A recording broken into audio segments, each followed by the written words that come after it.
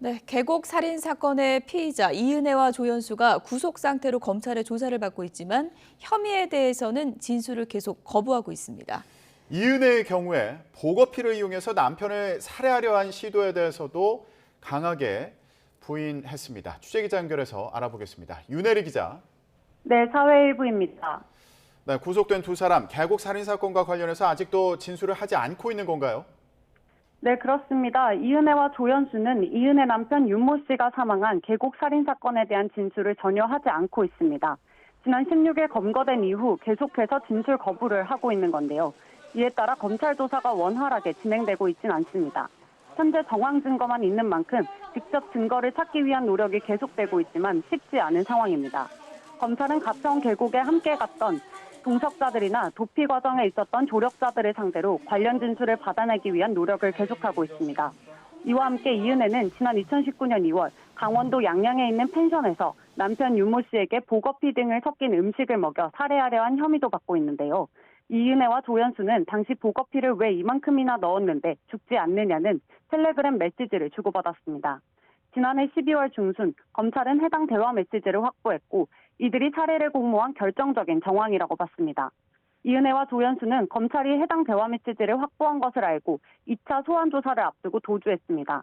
이은혜는 그제 인천지방법원에서 열린 구속 전 피의자 신문에서 보거피를 이용한 살해 혐의를 부인하는 자필 진술서를 제출한 것으로 알려졌습니다.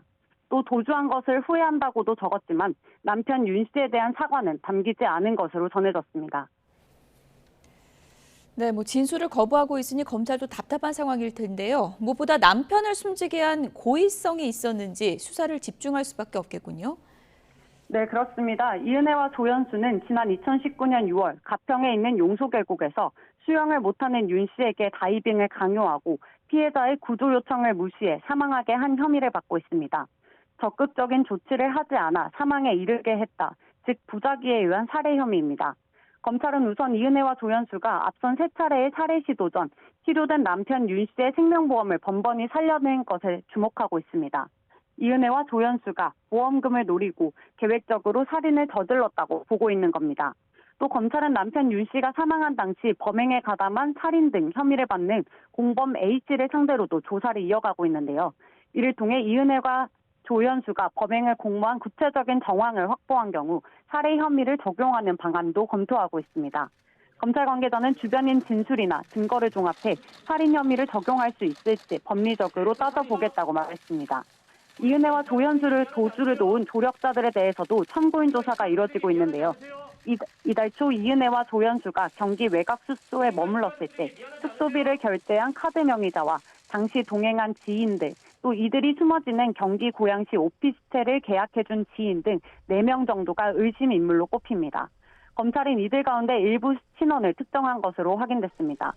피의자들이 공개 수배 중인 것을 알고도 도주를 도울 경우 조력자들에게도 도피죄 혐의가 적용될 수 있을 것으로 보입니다.